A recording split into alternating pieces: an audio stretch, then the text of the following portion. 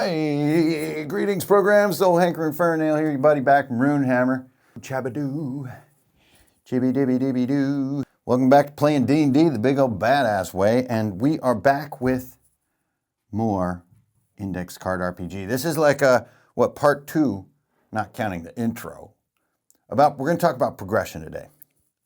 Oh yeah, you can really taste the Beatles. One of the most common, and I think most fair and interesting critiques and hesitations with people diving into ICRPG is this sort of a player's handbook or player perspective critique that says like the book, and including worlds, doesn't give enough detailed and in-depth character progression and character build options to get this sort of player excitement or player buy-in that you get with something like D&D.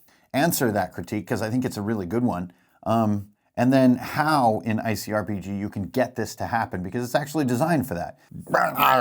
D&D is especially known to be written from a player's perspective, especially in recent times, from 4th and 5th edition, meaning the key coolness of the game often circles around player options, class options, multi-classing, spell progression, feat progression, spell and power and feat skill synergies that different characters and races can use. And like all of the books are now starting to include new player options. And it's like this sort of bring the players into the fold of shopping all the game design nuance, right?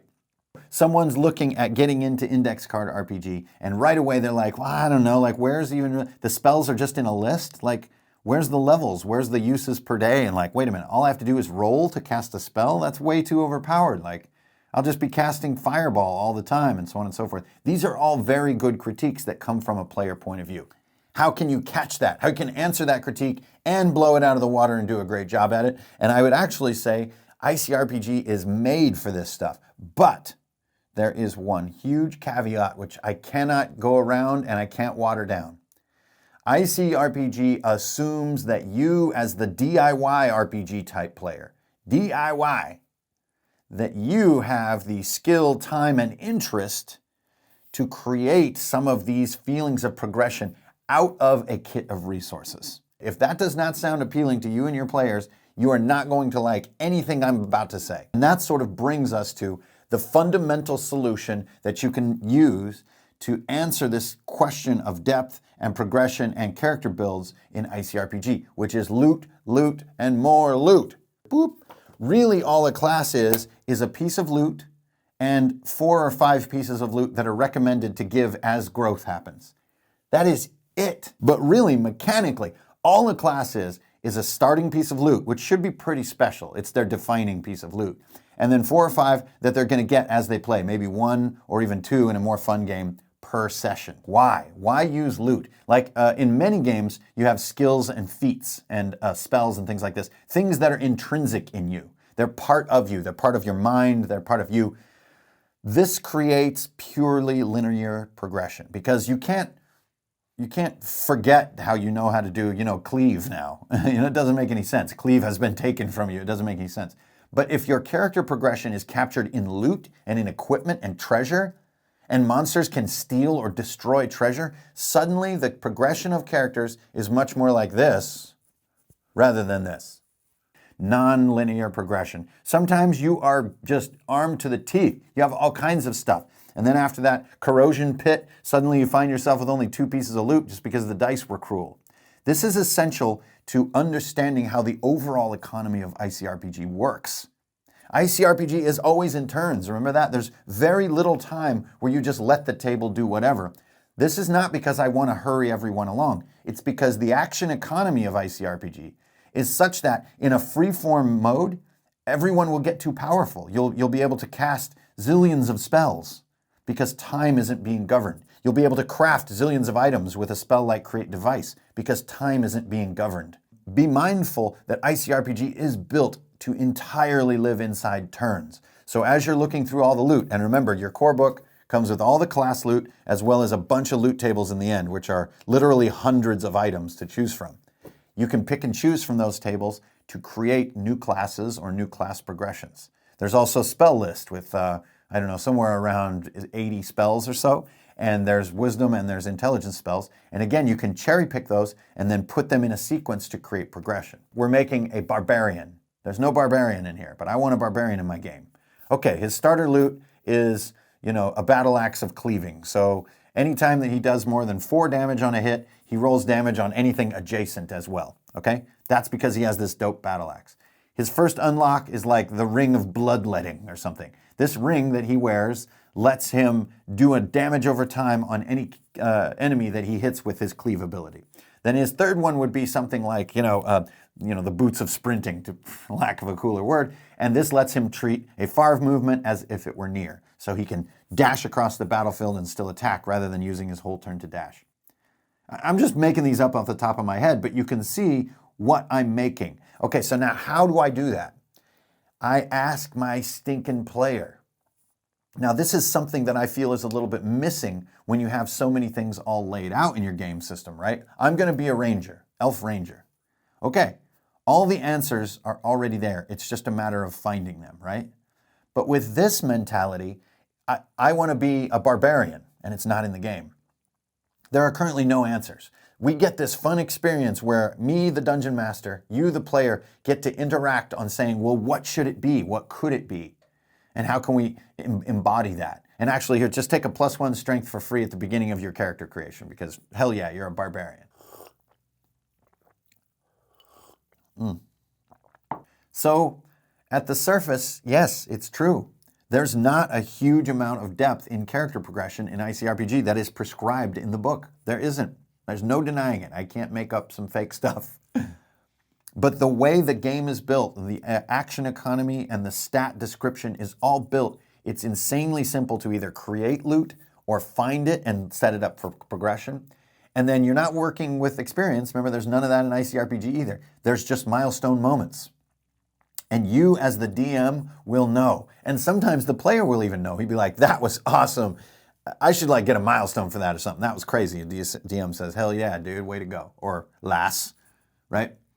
But remember, a lot of this hinges upon always being in turns. If ICRPG is allowed to become free-form time, when you get milestones, how they're used, how crafting and spellcasting is done, it all starts to unravel and fall apart.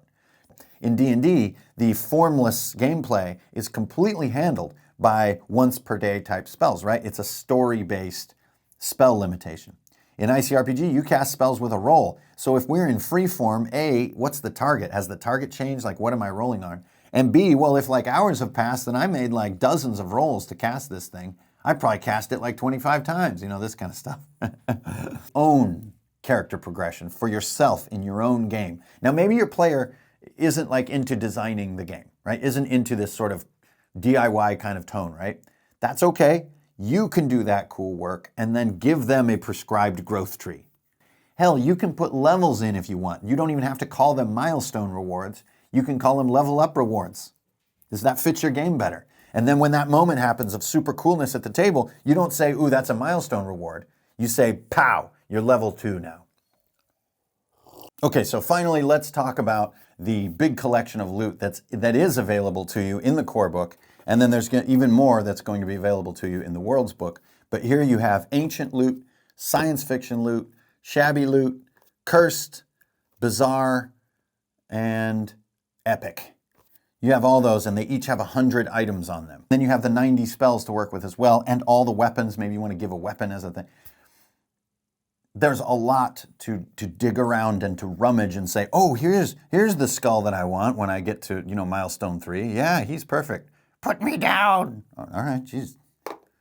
Not much of a sport, huh? So there's a lot of assets there to work with, but then it's going to be up to you to create this sense of a tree. Some players really like this feeling of a tree. At a certain milestone, I need to choose. And if I go down the, hero of blood route, I can't go down the hero of shadow route. And they like that decision feeling like it has weight. Those things are all very easy to design. But the trick in ICRPG, and remember this and defy this at your own peril. These aren't skills, they aren't feats, they aren't powers, they are objects. And your ability to then take away, destroy, and grant objects during play is clutch to how progression, be it linear or nonlinear, is going to feel in the game. And that's what you need to get used to as a game master when you're running ICRPG. You can be handing out loot, 3-4 pieces of loot a session, 5-6 pieces of loot a session. But then next session, corroders. Or you have a monster who like atomizes gear. Or you have little thieves like in Golden Axe, right? That go running by and take your battle axe. This feeling at first is going to be a little wild to the characters. But this is the essence, or a big part of the essence, of, to me, what I wanted to create with ICRPG is this feeling of evergreen growth. I always disliked being so far down my progression path that I no longer had that fun feeling from the beginning. My stats got too high, because also in D&D, your stats are growing. And I just never get back to that fun, hobbity feeling at the beginning. But do you really upgrade that much as a person? I mean, I know I can like work out and eat healthy and get like maybe one more stat point, one more hit point or something like that. But do you really go from being a person to like a demigod? Well, in D&D you do, but here you don't. So I don't think we've ever even had a character who had more than 2 Heartstones, which would be 20 hit points. We've never even had that, and we've been playing for more than a year now. Because there's so much other interesting loot to go after. And because Heartstones barely ever come up on the loot table rolls. And all the loot tables are all, divided by 1d100 rolls, so they're rollable and so on and so forth. But I think what's interesting here is that even a really advanced character, because of the way the encounter, and most importantly, the way the dice play out, could wind up going back to their humble roots. It doesn't undo you and the story, it just takes your gear, and now you're going to get new gear that's going to be different. You're not going to be still casting Swarm in a level 1 slot when you're like, years and years later playing and you're still kind of stuck with that. Your gear will change. And you can even give gear to other people. You can trade gear. You can destroy your own gear. You can make gear. And this paradigm is what unifies all the progression and all the character depth in the game, and it becomes interchangeable rather than sort of, I'm a ranger. Now, what I can't say is that this is just simply better. There are players and DMs who really do enjoy the linear, I am a ranger type progression and character depth. And that's totally awesome. Rock on. I got nothing against it. I love it too. Just the unique character of ICRPG is such that it's driven by loot. And embracing it fully rather than kind of scratching your head at it is what can unlock some of the more nuanced and more fun and more wacky and more vibrantly oscillating parts of character progression and growth and depth of character builds and synergies as the game goes on. So I think I've done this about 40 times. This is also like spawning upstream. But that's about it. I didn't want to go so in depth with progression that I'm going to tell you what to do for your progression. That's part of the book. That's part of your imagination. I don't need to tell you, here's how to make a ranger. Here's how to convert a barbarian into ICRPG. That to me is the big fun of doing the hobby, is figuring that out for yourself. And if you don't like that DIY fun, then this whole video probably seems a little bit like, so basically I just get treasure, that's it, that's my whole character progression. But if you do like the DIY, you'll see that this is a playground for the class creators. Get down. All right, I'm out of here, you guys. That's enough talking about that hibbity-dibbity for now. But remember, this is a game that is all about DIY. It is the absolute essence of almost every decision, is simplicity, speed, and doing it yourself. And that is what makes ICRPG, ICRPG. So, strength, honor, beer.